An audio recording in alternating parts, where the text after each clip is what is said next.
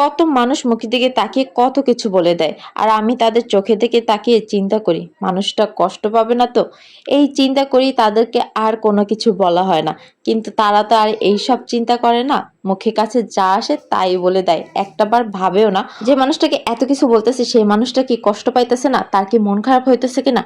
এইসব চিন্তা ভাবনা করার মতন তাদের সময় নাই। তাদের একটাই চিন্তা ভাবনা, যে মানুষটা দুর্বল তাকে কিভাবে আরো কষ্ট দেওয়া যায়, ক্ষতস্থানে আরো কিভাবে আঘাত করা যায়, এইটাই তাদের লক্ষ্য।